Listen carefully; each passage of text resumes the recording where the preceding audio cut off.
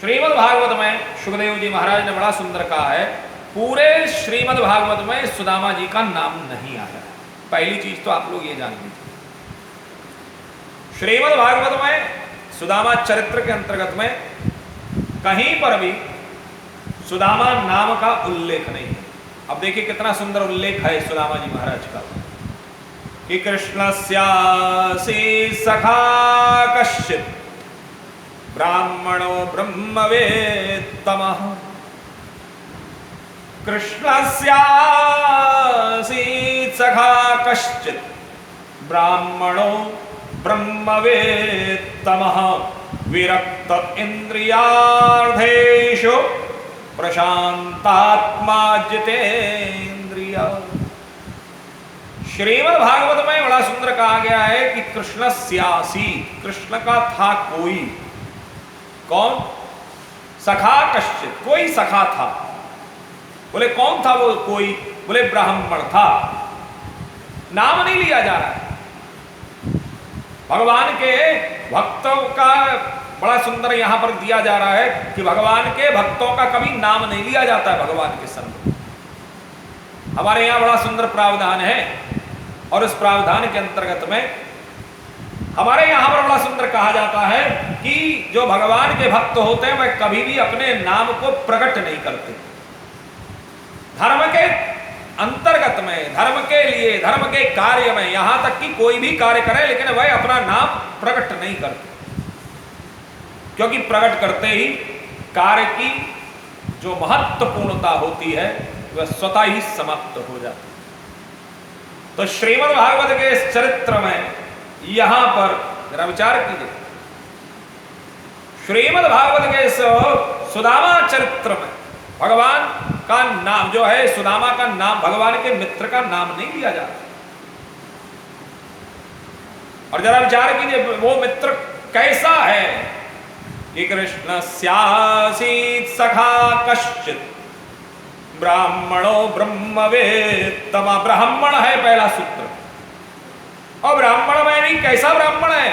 जिसके पास में खूब धन है, धन की कमी नहीं है। जरा विचार कीजिए। और धन की अगर कमी नहीं है तो जरा विचार करिए आप सब लोगों का। हम लोग अक्सर करके कहते हैं या विचार, हम लोग सुदामा के चरित्र में जब हम लोग प्रवेश करते हैं तो सुदामा के चरित्र में अक्सर करके कहा जाता है कि जो है बड़ा सुंदर अभी एक आया है, हाँ मैं पढ़ रहा हूं, देख रहा हूं शायद आ जाए। चलिए कोई नहीं, निकल गया। हाँ, तो सुखदेव जी महाराज बड़ा सुंदर कहते हैं, बोले कैसे हैं ये कि ब्राह्मणो ब्रह्मवेत्तमः। बोले इनके पास में धन की कमी नहीं थी। और धन भी कैसा था? जरा विचार करिए। धन भी कोई साधारण धन नहीं था, बल्कि ब्रह्मवेत्तमः, अर्थात जिनके पास में ब्रह्म रूपी धन हो, वित्त हो, ब्रह्म रूपी धन जिसके पास में। अब जिसके पास में ब्रह्म रूपी धन है, परमात्मा रूपी धन है, उसको इस लौकिक धन की आवश्यकता है क्या? पहला सूत्र तो ये है। दूसरा सूत्र, विरक्त इंद्रियार्थेषु विरक्त है। वह सब चीजों से, सब तत्वों से विरक्त है। हम लोगों ने सुदामा चरित्र को बड़ा ही दीनहीन बना दिया है। और विरक्त में भी स्थिति यहां पर मैं आपको दो पक्ष स्पष्ट करूंगा। एक वह पक्ष, और दोनों पक्षों को घालमेल करके जो है हमारे कथाकार लोग, हमारे आचार्य लोग कथाओं में गा देते हैं। दोनों पक्षों का घालमेल करके गा दी जाती है कथा। लेकिन क्षमा कीजिए, हमारे यहां पर ये चीज, अगर हम पुराणों का आश्रय लेके चल रहे तो पुराण सत्य है, और उन पुराणों में जो लिखा है, जो वर्णन है, जो वर्णित है, वही सत्य है।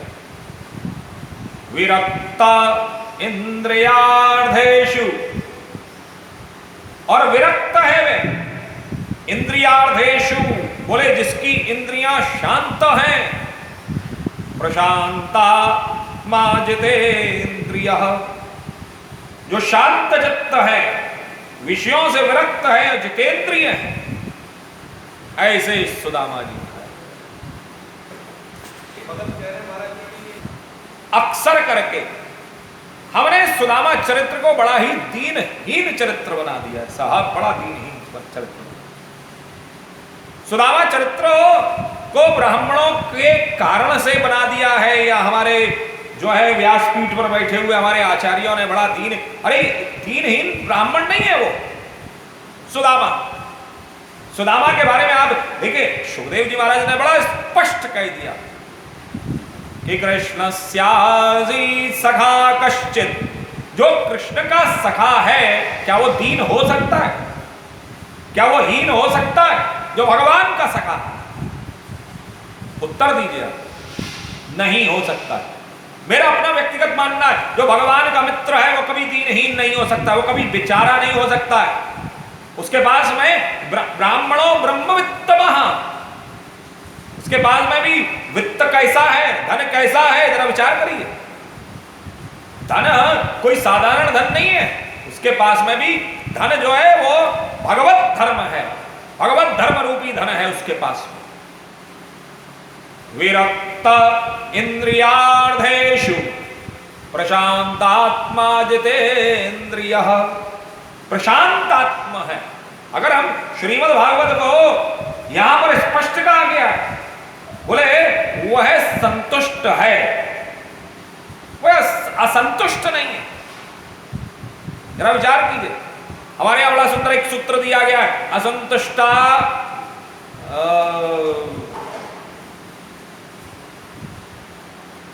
असंतुष्टो द्विजानष्टा संतुष्टा च महीपते सलज्जा गणकानष्टा निर्लज्जा च कुलांगना। असंतुष्टो द्विजानष्टा, अर्थात जो ब्राह्मण असंतुष्ट हो जाता है वह नष्ट हो जाता है। संतुष्टा च महीपते, जो राजा संतुष्ट हो गया वह नष्ट हो गया। सलज्जा गणकानष्टा, जो वैश्या लज्जा करने लगी वह नष्ट हो जाती है। निर्लज्जा च कुलांगना, और अगर हमारे कुल की स्त्रियां, अगर हमारे कुल की लड़कियां निर्लज्ज हो जाए तो कुल नष्ट हो जाता है। तो यहां पर स्पष्ट है ये चीज कि सुदामा जी महाराज जब जरा विचार कीजिए, कोई साधारण चरित्र का बखान नहीं कर रहे हैं सुखदेव जी महाराज यहां। अभी तो पतिव्रता पतिं प्राहाम्लायता वदनेन सा दरिद्रा सीदमाना सा वेपमाना विगम्य च। यहां पर उनकी पत्नी को कहा है दरिद्रा। सुदामा की जो पत्नी है, सुदामा दरिद्र नहीं है, सुदामा की पत्नी दरिद्र है। जरा विचार करिए, और दरिद्र भी सुदामा की पत्नी। यहां कई सारे सूत्र दिए जा रहे हैं इनमें, लेकिन हमने कभी उन सूत्रों के ऊपर हमने कभी दर्शन नहीं किया,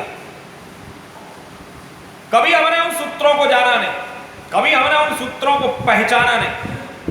हमने अक्सर करके कथाओं में, मैं कई बार हमारे आगरा शहर में कथाएं होती हैं, उन कथाओं में मैंने अक्सर करके देखा है कि बेचारे दीनहीन सा कांपता हुआ सा एक ब्राह्मण आता है। कथाएं भी आजकल बड़ी विचित्र सी हो गई।